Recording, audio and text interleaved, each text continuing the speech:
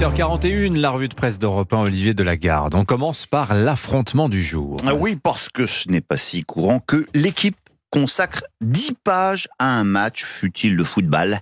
10 pages à ce PSG Barcelone. Il faut dire que tous les ingrédients sont réunis, écrit le quotidien sportif, rivalité historique, style de jeu offensif, star mondial. Tout est là pour faire de ce match un immense rendez-vous de foot. Et on y croit, lance un rien bravache, le Parisien en gros titre. On y croit, il faut le dire vite. Libération, lui, n'a qu'une chose en tête, ce cauchemar, la remontada.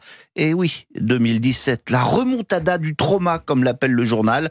Une entité paradoxale dont on a peine à définir le sens, écrit Grégory Schneider. Cette année-là, les Catalans qui, après avoir été battus 4-0 par le PSG au match aller, étaient parvenus à renverser la vapeur et expédier durablement le mastodonte français dans les limbes, dont il n'est jamais tout à fait ressorti. Depuis, ce fantôme-là repasse régulièrement la tête pour leur glacer le sang, et c'est donc cela qu'il s'agira d'exorciser aussi ce soir, faire sortir les cadavres des placards du Parc des Princes. Allez, on passe, Olivier Delagarde, à la politique. Et après la remontada, voici la descentada, et la panique qui commence à gagner le camp macroniste. Pourquoi ? Eh bien parce qu'il y a Valérie Hayé, la candidate aux européennes, qui n'en finit pas de baisser dans le sondage quotidien du Figaro, mais il y a surtout le torchon qui brûle entre Emmanuel Macron et Bruno Le Maire.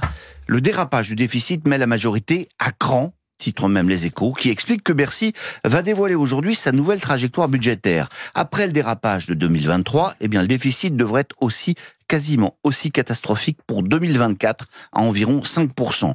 Conséquence, le premier plan d'économie de 2 milliards est déjà insuffisant. Il en faut un deuxième au plus vite, d'un nouveau 10 milliards. Face à cette exigence, explique Renaud Honoré, Bruno Le Maire a mis tout son poids politique pour imposer un projet de loi de finances rectificative. Et c'est ça qui a déclenché la fureur du président de la République, qui ne veut pas en entendre parler. Nous sommes un peu désarçonnés par ces deux lignes qui s'affrontent. Avoue un député de la majorité, toujours dans Les Échos, c'est mortel pour nous. Il faut que nous arrivions à faire cesser cette petite musique le plus vite possible. Avoue un autre cadre de la majorité. Et dans le Figaro, Guillaume Tabar estime que même si on s'en défend à l'Élysée, désormais, la question du départ de Bruno Le Maire du gouvernement est posée. Alors, où trouver des économies ? Eh bien, peut-être en licenciant des fonctionnaires. Et ce n'est presque pas une blague.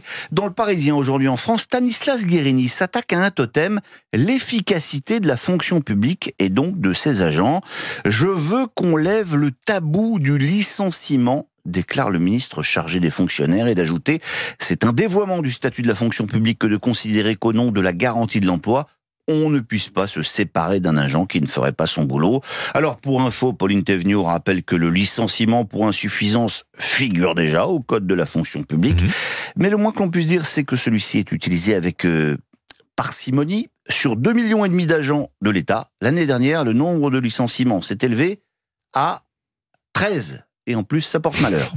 On parle également de fractures ce matin. Oui, ce sont les quotidiens du groupe EBRA de l'Est de la France qui publient les résultats d'un baromètre du lien social. Intéressant. Et ça va pas fort. 78% des Français estiment que ce lien s'est détérioré ces dernières années. Principale cause pour eux, la violence.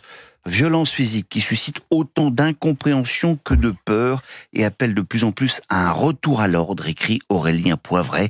Le manque de respect pour l'autorité est ensuite le plus cité dans cette enquête. Signature Europe 1, Olivier Delagarde, la revue de presse d'Europe 1, 8h47.